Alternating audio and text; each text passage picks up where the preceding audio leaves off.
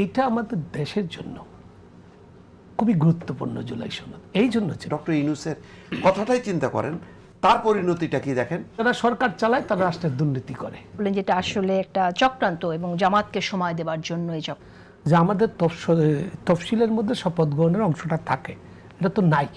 দর্শক, সুন্দর কিছু দৃশ্য অবলোকন করছি আমরা দেখছি যে একটি দল বিপুল ভাবে বিজয়ী হয়ে তারা যারা কিনা বিরোধী পক্ষ, সংসদের বিরোধী পক্ষ হিসেবে থাকবেন তাদের সাথে দেখা করছেন।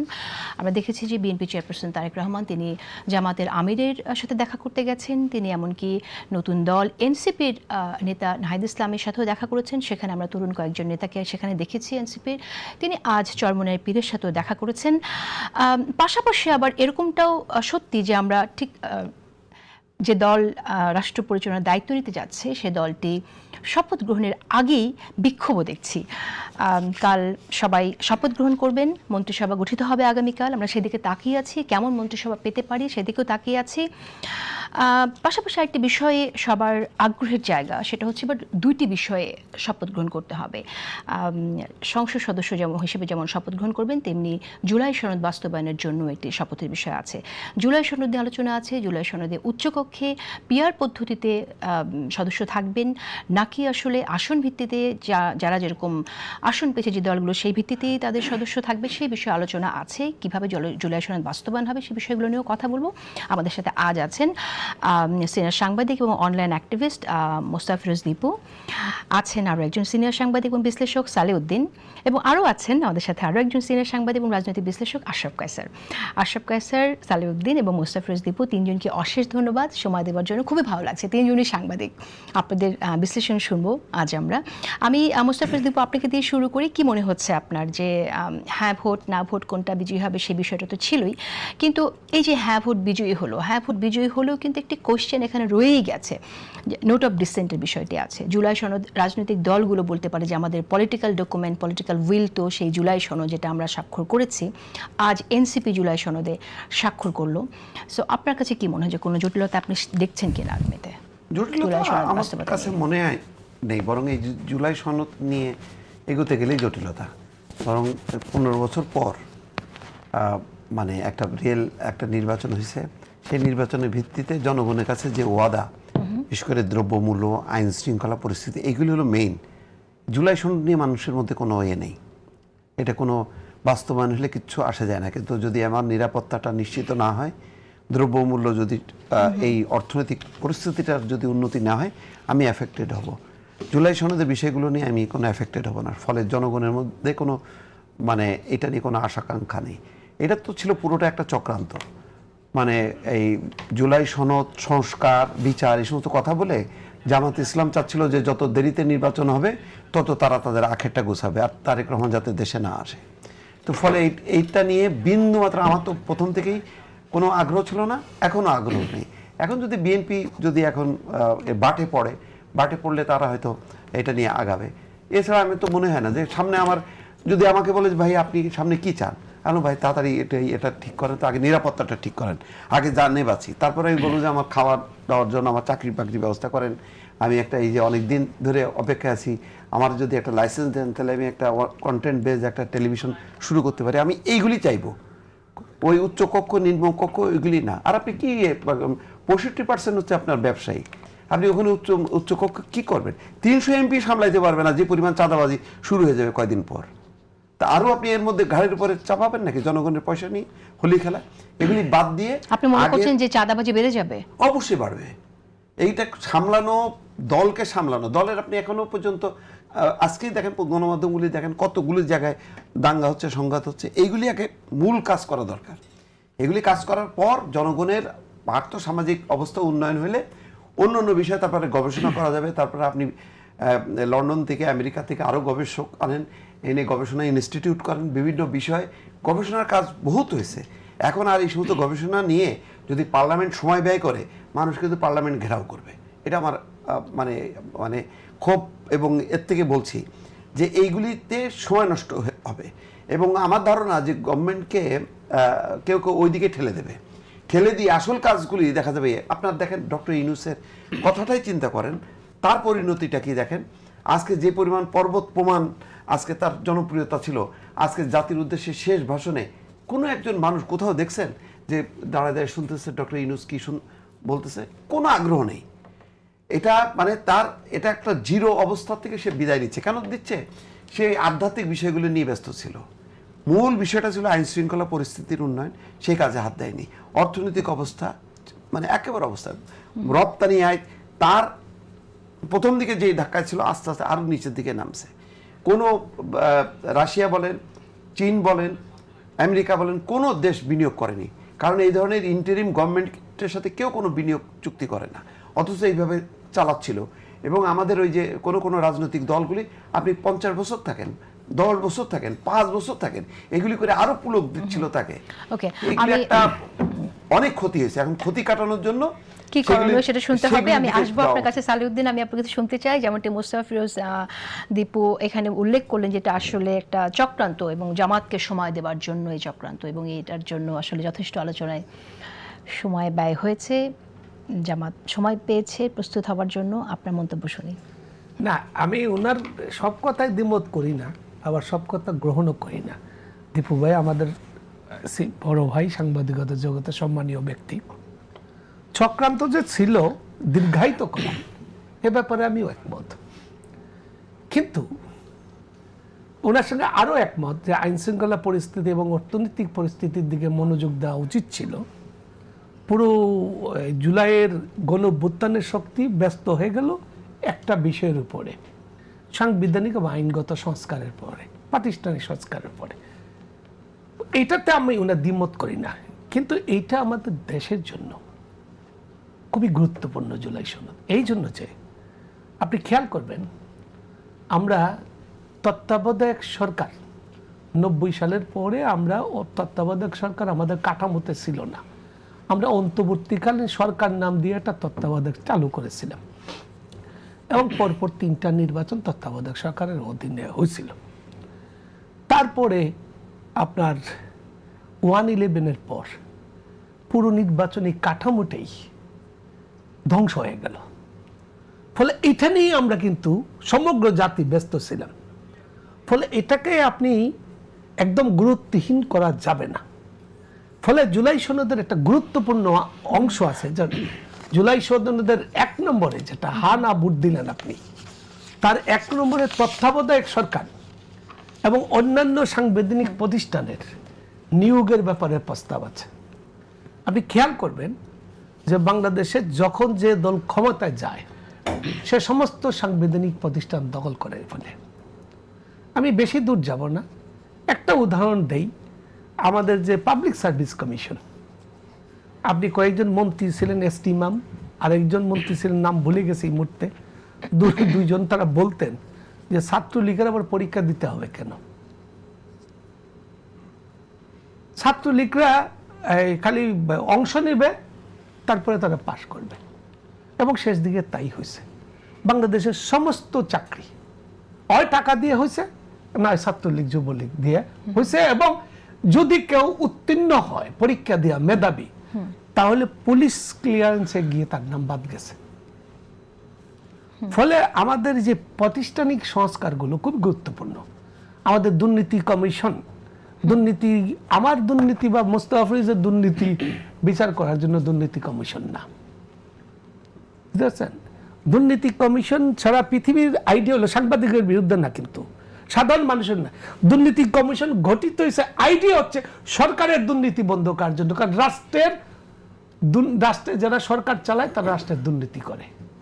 ফলে দুর্নীতি কমিশন যদি একটা সরকারের আজ্ঞাবহ হয়, আপনি এই জন্য দেখলেন বাংলাদেশে কখনোই কোন সরকার ক্ষমতা থাকা অবস্থায় তার বিরুদ্ধে দুর্নীতির মামলা হয় না। এইবার কিন্তু কিছু হয়েছে, যেমন একজন সিটি কর্পোরেশনের মেয়রের বিরুদ্ধে, প্রশাসকের বিরুদ্ধে, আরো অনেকের বিরুদ্ধেই হয়েছে, এবং আরো অনেকের বিরুদ্ধে তদন্ত প্রক্রিয়াধীন। ওকে, তাহলে আমাদের যে আলোচনাটা ছিল সেটা হচ্ছে যে প্রশ্নটি ছিল আর কি, যেটা মোস্তফা ফিরোজ দীপু বলেছেন যেটা আসলে সময় ক্ষেপণের জন্য করা হয়েছে এবং এটা চক্রান্ত ছিল। আপনি পুরোপুরি আমি এই বিষয়ে কি আরেকটু বলতে পারবো না পরে বলবো? না, বলতে পারেন আপনি, খুব সংক্ষেপে কিছু add করতে। আমি দেখেন, যেটা যে সংকটটা আমাদের সামনে আসছে একটু খোলাখুলি বলে নিই। প্রথমত হচ্ছে আমাদের ঐক্যমত কমিশনের প্রধান, মানে দায়িত্বপ্রাপ্ত প্রধান তো ডক্টর ইউনূস, কিন্তু মূলত কার্যক্ষেত্রে হলো ডক্টর আলী রিয়াজ। উনি একটা সংবাদ সম্মেলন শেষে করে গেলেন, তাতে উনি বললেন যে সংসদ সচিবের 2টি শপথ নিতে হবে, যেটা নিয়ে আমাদের সংকটের শুরু হবে কালকে থেকে। এবং সংসদ সচিবালয় এই সরকারের যে কর্মসূচি, সে কার্যসূচি, সেই কার্যসূচি অনুযায়ী তারা 2টি শপথের আয়োজন করেছে। একটা হলো জাতীয় সংসদের শপথ, আর একটা হলো আপনার সাংবিধানিক পরিষদের শপথ। এবং এটা গণভোটে অনুমোদিত হয়েছে এবং জুলাই সনদে আছে, যদিও জুলাই সনদে কিছু কিছু অংশে দ্বিমত আছে। এখন প্রশ্ন হলো, যারা এটা করেছে খুব তাড়াহুড়া করে করেছে, অথবা সংবিধান সম্পর্কে ধারণা কিছুটা ঘাটতি আছে। আমি একটা বলি, আপনি এখানে সংবিধান থাকলে আপনি তফসিলে যাবেন, তফসিলে যত সাংবিধানিক প্রতিষ্ঠান হয় তার শপথ লেখা আছে, কি শপথটা নিবে। যেমন মন্ত্রীরা 2টি শপথ নেন, একটা হচ্ছে সংবিধান রক্ষার শপথ, একটা গোপনীয়তার শপথ। সংসদ সদস্যরা কি শপথ নেবেন এটা বলা আছে তফসিলে। এখন এই যে আপনার সাংবিধানিক পরিষদের, তার শপথ তো আমাদের সংবিধানে নাই। তারপরে এদের শপথ, এই যে একটা সংকট তৈরি হয়েছে, এবং আমাদের এই এখনো সংবিধানের মধ্যে এটা অন্তর্ভুক্ত হয় না, একটা অধ্যাদেশ জারি করে করছে। এখন আপনি খেয়াল করবেন, এই সরকার কিন্তু ডক্টর ইউনূস বঙ্গভবনের শপথ নিছে কার কাছে? শাহাবুদ্দিন চুপ্পু সাহেবের কাছে। এই সরকারও কিন্তু স্থান পরিবর্তন করেছে, কিন্তু শাহাবুদ্দিন চুপ্পু সাহেব প্রেসিডেন্ট হিসাবে আছে। কেন আছে? এবং এই সরকারের কিছু কিছু সংবিধানের ব্যত্যয় ঘটলো। এই সরকার ব্যর্থ করছে নির্বাচনের প্রশ্নে, আর আরো কিছু কিছু ঘাটতি আছে। এই ঘাটতি আদালতের দৃষ্টিতে মার্জনীয় জাতীয় প্রয়োজনে, কিন্তু এই সরকার কিন্তু সংবিধান অনুসরণ করে সরকার। ফলে এখন যে এই প্রশ্ন উঠছে, দিল মৌলিক প্রশ্ন। আর একটা মৌলিক প্রশ্ন আছে যে আমি আমার ইশতেহার অনুযায়ী জনগণের অভিমত নিছি, জনগণ যদি আমার 2/3 ক্ষমতা দেয়, তাহলে সংবিধান সংশোধন ক্ষমতা আমাকে দিল, ফলে আমি আমার ইশতেহার বাস্তবায়ন করব। আবার সরকার একটা গণভোট নিয়ে আসছে, এই গণভোটের অনেক প্রশ্নমালা আছে, আমি পরের অংশে বলবো। আমি আসি আবার আপনার কাছে।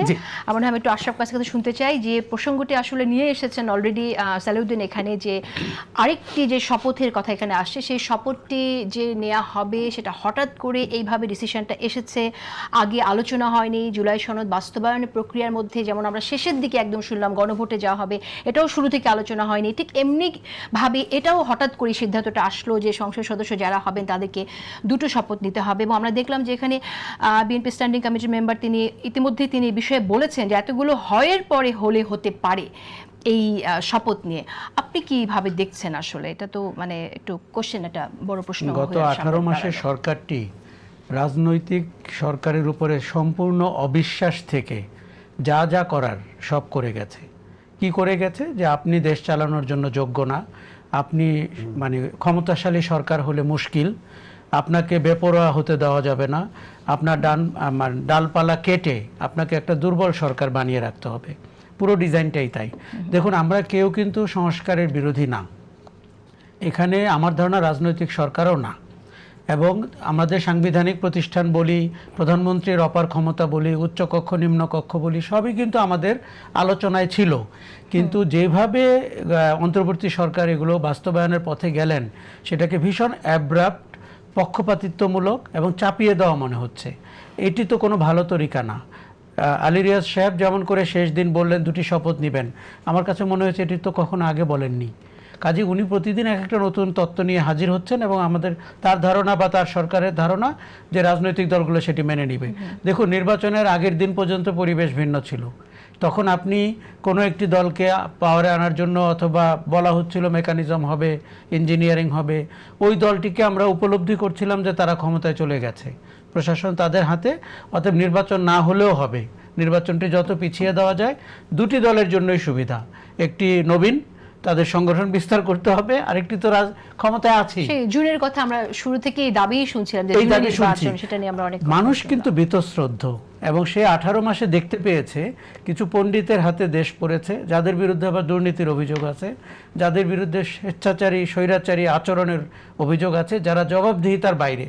পার্লামেন্টে বা রাজনৈতিক সরকার যত খারাপই হোক তার তো জবাবদিহিতা আছে, অন্তত 5 বছর পরে নির্বাচন ফেস করতে হবে, এদের করতে হয়নি। ফলে আপনি এখন কিন্তু একটা ভজঘট সিচুয়েশন, আপনি দুটি শপথ নেবেন না একটি শপথ নেবে। আমার ধারণা কালকে একটা বড় নাটক অনুষ্ঠিত হতে যাচ্ছে, শপথ কোনটি হবে। বিএনপি দেখুন, বিএনপি কিন্তু কিছুই রাগঢাক করেনি, যেখানে নোট অফ ডিসেন্ট দেওয়ার সেখানে তারা অতীতে দিয়েছে, এবং ইতিমধ্যে তারা আবার 2/3 মেজরিটি পেয়েছে। কাজে আপনি এটাকে অ্যাকোমোডেট করতে হবে। জনতার রায় যদি আপনি মেনে থাকেন, 2/3 রায় তো বিএনপির পক্ষে গেছে, কাজে সে 31 দফা বাস্তবায়ন করবে, না জুলাই সনদ বাস্তবায়ন করবে, নাকি তার জনতার রায় ইশতেহার বাস্তবায়ন করবে, এই জায়গাগুলো বিএনপিকে খুব দ্রুত পরিষ্কার করতে হবে। আমার ধারণা বিএনপির উচিত হবে সাহসী এবং বোল্ড স্টেপ নেওয়া, এই অর্থে যে পণ্ডিতরা কিন্তু 50% দেশ ছেড়ে চলে যাচ্ছেন অথবা যাবেন, কাজে বিএনপিকে এই দেশে থাকতে হবে। আর বিএনপির কাছে মানুষের প্রত্যাশা কিন্তু যারা সরকার গঠন করছেন আকাশচুম্বী। কাজে আপনি ল অ্যান্ড অর্ডার কী করে ঠিক করবেন?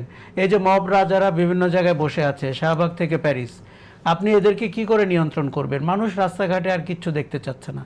আর এই বড় বড় তত্ত্ব কথা রাজনীতি নিয়ে দেশের কি আর কোনো ইস্যু নাই?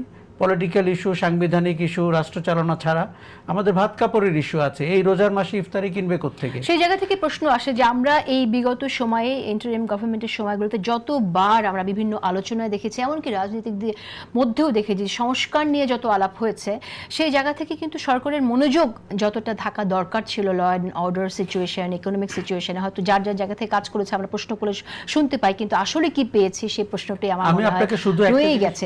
আমি একটু বিরতির পর একটা মিনিট বলি, সরকারকে আমি মবের পক্ষে দাঁড়াতে দেখেছি, মব ঠেকাতে দাঁড়াতে দেখিনি। সরকারকে যত চমক দেখাতে দেখেছি বিনিয়োগ নিয়ে, এবং কারো একজনের প্রেজেন্টেশন দেখে সবাই আহু করছিল, এগুলো গুলশান এভিনিউতে যে কোনো স্টুডেন্ট পারে, এক্সিকিউটিভরাও করতে পারে। বিনিয়োগ তো আপনার আনতে হবে, তার জায়গায় আপনি কি করেছেন? বিদেশি শক্তিগুলোর সাথে একের পর এক চুক্তি করেছেন। এই ম্যান্ডেট এই সরকারের ছিল না।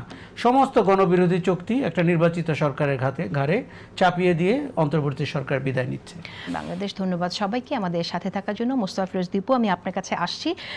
যেমনটা শুনলাম যে আগামীকাল কি হতে পারে আমরা বুঝতে পারছি না, 2টি শপথ নিতে হবে। আপনার কাছে কি মনে হয় যে আপনি কি দৃশ্য দেখছেন, এবং এই ক্ষেত্রে কি হওয়া উচিত ছিল, এবং এখনো আসলে কিছু কেয়ার করার আছে কিনা? মানে এখন তো আসলে সময় নেই সিদ্ধান্ত পরিবর্তন করার। যাই হোক না, এখন আমি তো শুরু থেকে বললাম যে বর্তমান সংবিধানের আলোকে নির্বাচন হয়েছে, নির্বাচন নিয়ে শপথ একটাই হবে। শপথ ডাবল ট্রিপল শপথের কোনো এখানে স্কোপ নেই। এর বাইরে যাওয়া মানেই হচ্ছে ডিভিশন হবে। যা করার এখন নির্বাচিত সংসদ সদস্যরা যদি মনে করে যে আমরা 2 দিন পর পর শপথ করব, তাই হবে। যদি মনে করে শপথ হওয়ার দরকার নেই, শপথ হওয়ার দরকার নেই। আর সবচেয়ে বড় কথা হলো, এখানে এমন একটা দল নির্বাচিত হয়েছে যে দলের নিজেদেরই সংস্কারের এজেন্ডা আছে, তো তারা তাদের এইটা বাদ দিয়ে অন্য এজেন্ডা বাস্তবায়ন করবে কেন? এটা হলো আমার মূল কথা। তো সুতরাং হ্যাঁ, অন্যগুলিও আসতে পারে, কিন্তু সেটা আলাপ আলোচনা করে সংসদীয় কমিটি হবে, কমিটির কাছে যাবে, তারপরে সেখান থেকে তারা আসবে। এখন এর বাইরে আউট অফ পার্লামেন্ট কি হয়েছে না হয়েছে এইটা মাথায় নেওয়ার কোনো রকম এখন প্রয়োজন আছে বলে আমি মনে করি না। এটা যদি সেটা করা হয় তাহলে হবে যে তাহলে আমরা এই যে নির্বাচন হলো, নির্বাচিত প্রতিনিধি হলো, তো তারা আবার চলে যাচ্ছে আবার আর একটা রাস্তায়, এটা মিলবে না। কারণ এমনিতে একটা ভজঘট তো নানান রকমভাবে করা হয়েছে। তো এখন বরং বিএনপি এবং অন্যান্য রাজনৈতিক দলগুলোর উচিত হবে এই পার্লামেন্টের মধ্যেই তর্ক বিতর্ক করে কোন কোন সংস্কারগুলো এই মুহূর্তে দরকার সেগুলির জন্য একটা লিস্ট করা।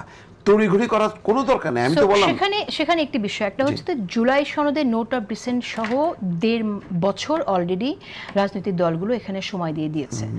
এরপরে এখন আবার যে সংবিধান সভা হবে, এটা কি আপনি মনে করছেন যে নোট অফ ডিসেন্ট নিয়ে আলোচনার জন্য সেরকম কিছু? এখন তো সেই জন্যই বলতো জায়গাটা যদি একটা এই ঐক্যমত্যে প্রক্রিয়ার পৌঁছানো। মধ্যে ঢুকলে তো সেটা তো 1.5 বছর আসেনি, 1.5 বছরের আলোচনায় সেটা হয়নি। কেন আমরা প্রত্যাশা করছি যে নেক্সট 180 যে ওয়ার্কিং ডেজ আছে সেই ওয়ার্কিং ডেজ এর মধ্যে একটা সমাধান আসতে পারে? না, আসবে না, কারণ আজকে তো সালাউদ্দিন আহমেদ বলছি তো যে এটা তো তিনি নিজেই কনফিউজড, তিনি বুঝতে পারতেছেন না। তো এখন নির্বাচিত পার্লামেন্টের মধ্যে এসে এগুলি আলোচনা হবে যে আমরা এই যে জুলাই সনদ যেগুলি স্বাক্ষর করলাম এটা আসলে কোন প্রক্রিয়া কিভাবে বাস্তবায়ন করা উচিত। এই জন্য শপথ নেওয়ার কোনো দরকার নেই। শপথ তো পার্লামেন্ট হিসাবে তারা সার্বভৌম ক্ষমতা তাদের, সেটা তারা প্রয়োগ করবে। সেটা জুলাই সনদ হবে, বিভিন্ন ক্ষেত্রে হবে, মানে ইস্যু তো আর একটা না, অনেকগুলো ইস্যু। তো সেই সব বিষয় নিয়ে তারা এগোবে। এটার জন্য একটা পার্টিকুলার একটা বিষয় নিয়ে মানে ডে 1 থেকে তারা যদি ব্যস্ত হয়ে যায়, জনজীবনের যেই ধরনের এখন সংকট তৈরি হয়েছে সেইগুলো সমাধান করাটা হচ্ছে জরুরি। জাতীয় ঐক্য গড়ে তোলা, সবাই মিলে প্রায়োরিটি লিস্ট ঠিক করা যে আমরা আগামী 1 মাস 2 মাসের মধ্যে কোন কোন বিষয়গুলো নিয়ে আমরা আলোচনা করব এবং সিদ্ধান্ত নেব, এগুলি হচ্ছে জরুরি। সালাউদ্দিন, আমি আপনার কাছে আসি। আমরা তো এর আগে বলছিলাম যে বিএনপি স্ট্যান্ডিং কমিটির মেম্বার সালাউদ্দিন আহমেদ যে কথাটি বলেছেন তার কথা উল্লেখ করছিলাম। তিনি স্পষ্ট বলেছেন সংবিধান সংস্কার পরিষদ এটা যদি কনস্টিটিউশনে ধারণ হয়, সেই মর্মে অ্যামেন্ডমেন্ট হয় এবং সেই শপথ পরিচালনার জন্য সংবিধানের 3য় তফসিলের ফর্ম হয়, কে শপথ পাঠ করাবেন সেটা নির্ধারিত হয়, এতগুলো হয়, এর পরে তারপর হলে হতে পারে। আপনার কাছে কোনো তথ্য আছে যে এটা আসলে? না, উনি যেটা বলেছেন এটা সাংবিধানিক প্রশ্ন, তো যেটা আমি আগে বললাম যে আমাদের তফসিলের মধ্যে শপথ গ্রহণের অংশটা থাকে, এটা তো নাই। এখন ওনারা যেটা করেছেন, তারা জুলাই সনদের একটা সাংবিধানিক আদেশ জারি করছেন, একটা অধ্যাদেশের মাধ্যমে। এগুলো একটা মার্শালের মতো হয়ে গেছে। আগে আমি শুরুতে একটু ক্লিয়ার করে নিই, আমি কিন্তু জুলাই সনদের পক্ষে এবং বিএনপিও কিন্তু জুলাই সনদের পক্ষে। সংকট হয়েছে কিছু বিষয় নিয়ে। বিএনপি জুলাই সনদে স্বাক্ষর করছে, আজকেই এনসিপি জুলাই সনদে স্বাক্ষর করে আসছে। এবং এনসিপি যেখানে জুলাই সনদে স্বাক্ষর করেছে সেখানে উল্লেখ করার বিষয় যে নোট অফ ডিসেন্ট ছাড়া তারা এটা স্বাক্ষর করছে। কিন্তু বিএনপি সবাই কিন্তু নোট অফ ডিসেন্ট আছে, প্রত্যেকেরই কিন্তু আছে। এনসিপির নোট অফ ডিসেন্ট আছে। বিএনপি যেটা নিয়ে মূল সংকটটা আমি আপনাকে বলি, এটা একটু ক্লিয়ার হওয়া দরকার। জুলাই সনদ স্বাক্ষর হওয়ার পরে একটা রাজনৈতিক অচলাবস্থা দেখা দিল যে বিএনপি যে কয়েকটা বিষয়ে দ্বিমত করলো, জামাত বলতেছে বিএনপিটা মানতে হবে। বিএনপি দ্বিমত করলো, দেখেন ছোটখাটো বিষয়, উচ্চকক্ষে তারা চাচ্ছে, উচ্চকক্ষের পক্ষে কিন্তু বিএনপি, কিন্তু জামাত চাচ্ছে ভোটের আনুপাতিক আর হবে, আর বিএনপি চাচ্ছে প্রচলিত পদ্ধতিতে আমরা যেভাবে আসন ভিত্তিক হবে সেটার আলোকে হবে। দ্বন্দ্বের জায়গা কিন্তু এটা। তত্ত্বাবধায়ক সরকারও কিন্তু বিএনপি একমত, সাংবিধানিক প্রতিষ্ঠানের সংস্কারের প্রশ্নে একমত, কিন্তু তার পদ্ধতিগত কি প্রক্রিয়া হবে এই জায়গায় ছোটখাটো আপত্তি বিএনপির আছে। এখন জামাতের বক্তব্য বলে তারা যেটা দিয়েছে সেইটাই বিএনপিকে মান্য করতে হবে, নতুবা তারা নির্বাচনে যাবে না, নির্বাচন হইতে দিবে না। এই যখন একটা পরিস্থিতি দাঁড়াইলো, আবার বিএনপি খেয়াল করেন গুলো, আমরা ভুলে গেলে তো হবে না, বিএনপি আবার বলল যে ফেব্রুয়ারির রোজার আগে নির্বাচন হইতে হবে। এই যে দুইটা বিষয়, ডক্টর ইউনূস সাহেব বিএনপির সঙ্গে যে বৈঠক হলো লন্ডনে, তখনও উনি কিন্তু স্পষ্টভাবে বলছেন যে আগে সংস্কার এবং বিচার দৃশ্যমান হবে। ফলে ঐকমত্য কমিশনের মধ্যে একটা সংকটে পড়ে গেল। এই সংকটটা তারা করতে গিয়ে একটা সংকট তৈরি করছে, এটা মীমাংসা করতে গিয়া। এবং আপনি খেয়াল করেন এই জিনিসগুলো একটু পিছনের কথাটা একটু মনে রাখতে হবে। এনসিপি কিন্তু যায় নাই, জামাত কিন্তু শেষ পর্যন্ত গেছে, পরে এনসিপি কিন্তু জামাতকে গাদ্দার বলছে। এখন সংকটটা কিভাবে তৈরি হয়েছে দেখেন, জুলাই সনদ স্বাক্ষর হয়েছে খুব সুন্দরভাবে, যার যার দ্বিমত আছে এই দ্বিমত নিয়ে তারা ইস্তেহার নিয়ে জনগণ হবে, আর যেগুলো ঐক্যমত হয়েছে এগুলো সবাই মিলে করবে। এই ছিল জুলাই সনদ। পরে যখন একটা রাজনৈতিক অচলাবস্থা দেখা দিল, তারা করলো কি তাদের মতো করে, আমি তথাকথিত বলবো না, তাদের মতো করে কিছু সাংবিধানিক বিশেষজ্ঞ নিয়ে আসলেন। তারাই সম্মত দিলেন রাজনৈতিক দলগুলোর সঙ্গে যা আলোচনা করছেন সব বাদ, এবার সরকার একটা সাংবিধানিক আদেশ জারি করুন। 4টা প্রশ্নের উপরে সরকার গণভোট দিয়ে দিল। এখানে আমরা জানি যে সরকার যে পজিশনটা নিল গণভোটের একটি দ্বিতীয় প্রশ্ন দিতে গিয়ে জামাতের দাবিটা মেনে নিল। আমি বলেন এই জায়গাটাতে কি হয়েছিল একটু, আমরা তো এই জায়গাটায় যখন তারা ওই দিকে চলে গেল তখন বিএনপি বললো আমাদের সঙ্গে গাদ্দারি হয়েছে।